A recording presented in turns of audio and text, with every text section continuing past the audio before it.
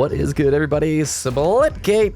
I love this game. I've been playing it quite a bit on stream. If you've been missing out on Mondays and Wednesday nights, I'm streaming over on Twitch, playing in lobbies with you all.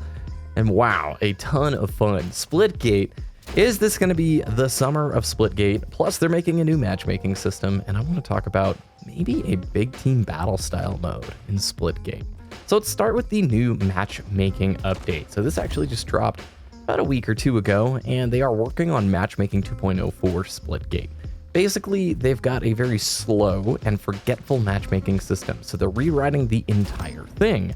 The summary is, if you get into a tough situation where the matchmaker's having a hard time finding you a group, it may throw you into a lobby with bots. And they don't want you in a lobby with bots. They get it. Playing against real players is a whole lot more fun.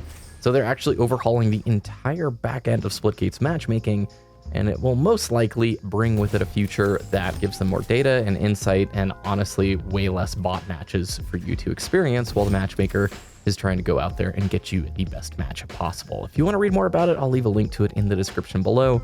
On the whole, when I've been playing in the evenings, Splitgate's got a pretty healthy population here in North America, so I'm tending to get into matches for the most part with real players, which is great. Now, the summer of Splitgate 2022, last year was most definitely Splitgate's summer to win, and they did it. If you remember Warzone, lots of cheaters, a lot of the Call of Duty content creators hopped into Splitgate, and the game absolutely blew up. It got so big it completely stuffed the servers, and the success was enough to garner Splitgate a ton of funding.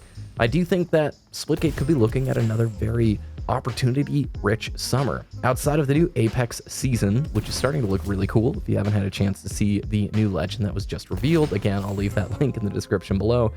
You've got a wide open field here of FPS titles not really dropping gigantic updates. Halo Infinite, the biggest competitor for Splitgate. If you think about like the audience overlap, it's going to be Season 2 until November, meaning players are going to hop into Season 2 and go through that battle pass, but they're going to be probably wrapping up a lot of their Halo Infinite like content grind in about a month or two. And that gives a free reign for Splitgate to come in and drop some big stuff this summer.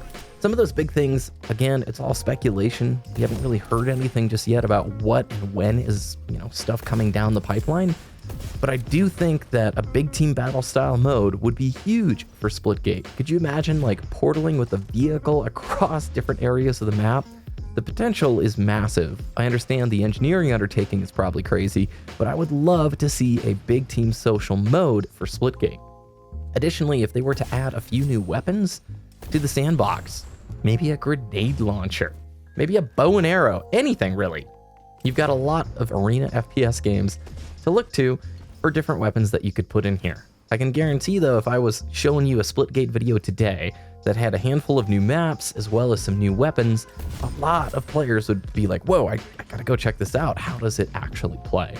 Additionally, I do think a no portal mode would be a win for Splitgate, even if it's just to experiment with.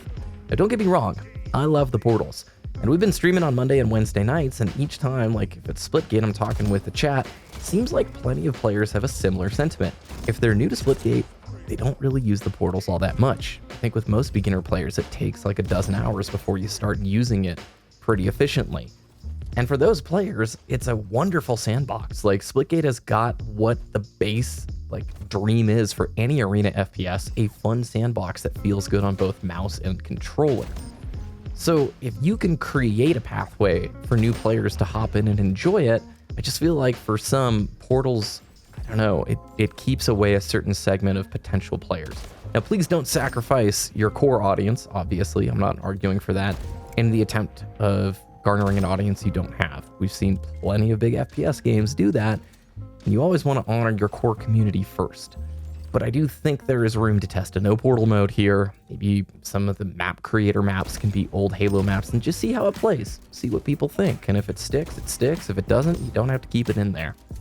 Finally, Splitgate needs to give some sort of cadence to their updates, I believe.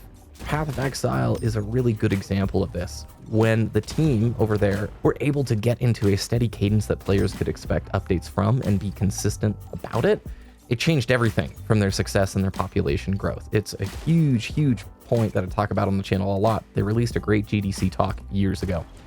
I think if Splitgate could hop into that cadence of like, hey, here's a new season of content, but at the same time too, we want you all to know, here's what you can expect for the rest of 2022. You're going to get a new season from us every X month. And then you're going to get a new set of maps from us every so often or whatever.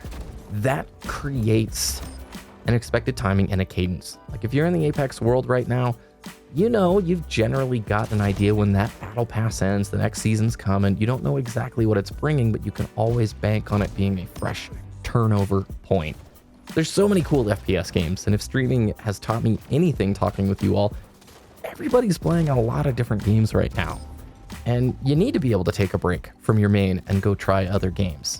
Hitting a consistent cadence with these updates would let people really binge on Splitgate or binge on Halo or whatever. Do your seasonal content, take a break, try some other stuff, but you always know that there's some reason to come back for. And that is so critical. And I think we're in that ambiguous place right now where I love playing Splitgate. You can get crazy clips like what you're seeing in this video. Like, it is so fun. It is a great arena FPS.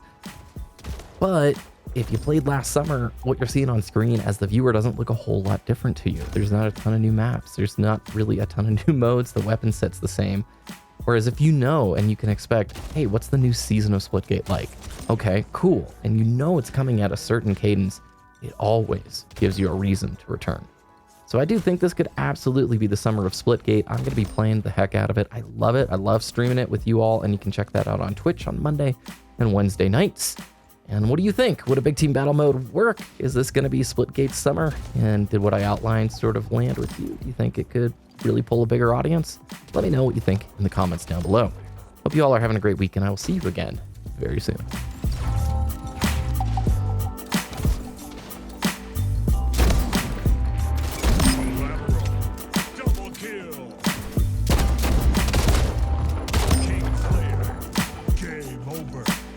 Victory!